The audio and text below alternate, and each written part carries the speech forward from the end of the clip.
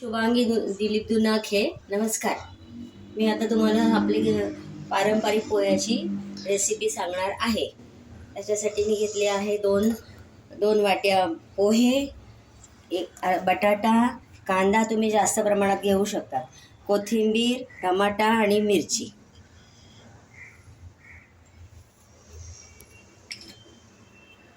आता मी या पोह्यांमध्ये थोडी हळद घालते. हळद, मीठ,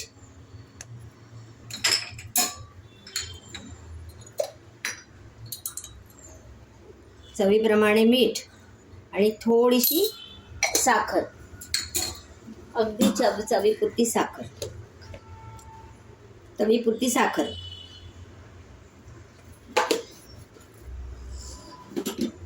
आता तुम्ही बघू शकता मी फोडणी घालणार आहे.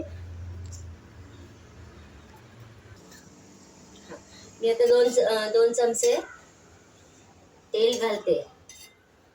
तेल तापलं की त्याच्यात मोहरी घालायची.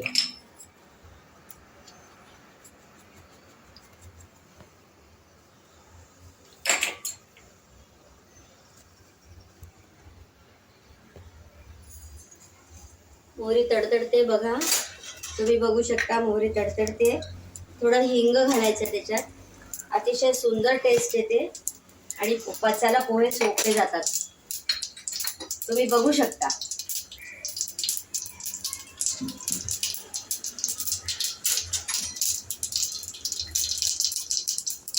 अतिशय सुंदर टेस्ट येणार आहे याची.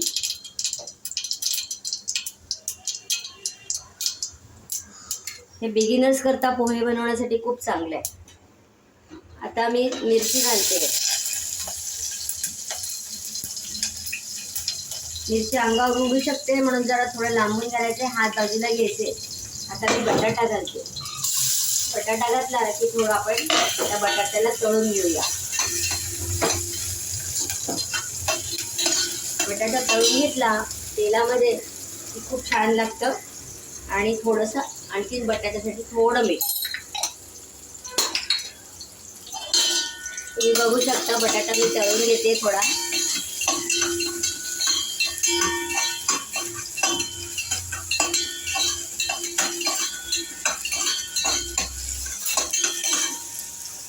बटाटा थोडा लालसर झाला की त्याच्यात आपण कांदा घालणार आहोत. ही रेसिपी अतिशय सुंदर लागते आणि खूपच चविष्ट होते. त्यामुळे तुम्ही घरी नक्की करून बघा आणि बिगिनर्स करता खूपच चांगली आहे ही.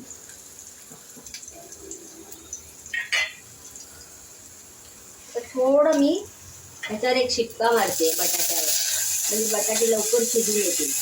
लांब हात घ्यायचा, कमी करायचा गॅस. बघू शकता तुम्ही किती सुंदर त्याच्यावर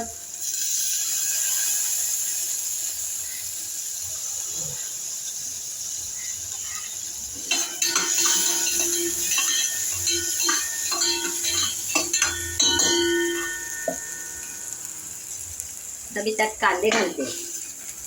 कांदे थोडे फ्राय होऊ देणार आहे. बटाटे आणि कांदे एकदम छान चवीला लागतात आणि पोहे अतिशय चविष्ट होतात. मी एक सांगायचं मला सारखं सांगावंच वाटतंय, कारण की हे तुम्ही पदार्थ खरंच करून बघा. आणि ज्याला घरी पोहे करायची आवड आहे त्यांनी ही रेसिपी नक्की ट्राय करा.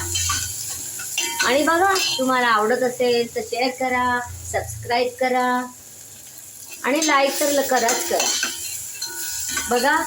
बघू शकताय तुम्ही कांदा पण छान फ्राय झालाय.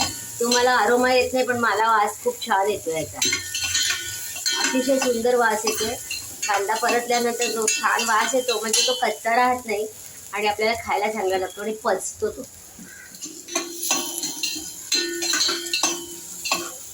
तुम्ही बघू शकता किती सुंदर झालाय बघा. बटाटा इतका सुंदर फ्राय झालाय.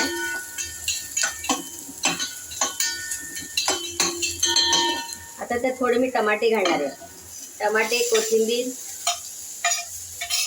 आणि याच्या पाण्यामुळे तो आणखी शिजेल. थोडं फ्राय करून घ्यावा लागेल. तुम्ही बघू शकता बघा किती छान वास येतो याचा. हा खूप छान वास येतोय आणि ते टेस्टी होणार आहे खूप. आणि पोहे सुद्धा थोडेसे आपण भिजवल्यानंतर ते थोडे सगळे सारखे व्हावे म्हणून नेहमी थोडासा असा हे करून घ्यायचा, पाण्याचा थोडासा परत एखादा शिक्का द्यायचा, म्हणजे पोहे एकदम छान शिजतात, मऊ होतात आणि पचायला हलके होतात. आणि याच्यात आपण ह्याच्यात पण हिंग घातलेला आहे. ते बघा मी सगळं घातलं याच्यात.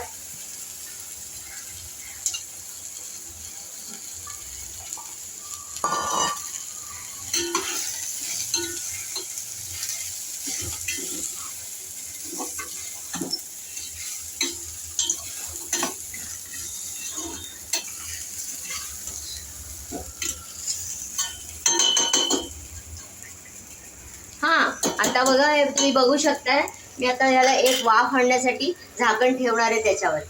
तुम्ही बघू शकता खूपच सुंदर होत आहे.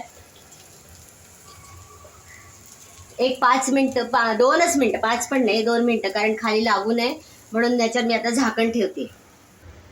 आता मी ताटली उघडते आणि तुम्ही कलर बघू शकता, पोह्यांचा कलर किती सुंदर झाला आहे.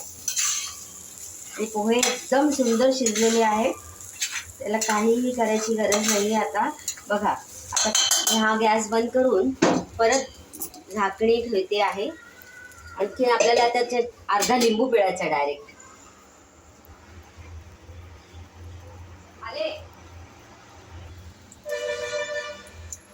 आता याच्यात अर्धा लिंबू पिळायचा डायरेक्ट आपल्याला, म्हणजे ती लिंबाची फोड देणं, त्याच्या बिया काढणं, हे सगळं कोणाच्या तोंडात बिया येतात मग चांगलं वाटत नाही ते. बघा आता मी हा हातावर घेऊन लिंबू पिळते. बघा अतिशय सुंदर टेस्टी. बघा तुम्ही आता या कॅमेऱ्यातनं नुसतं दिसू शकताय म्हणून मला हे करून नाही, मी म्हणू नाही शकत आहे, पण अतिशय सुंदर टेस्ट येते त्याची.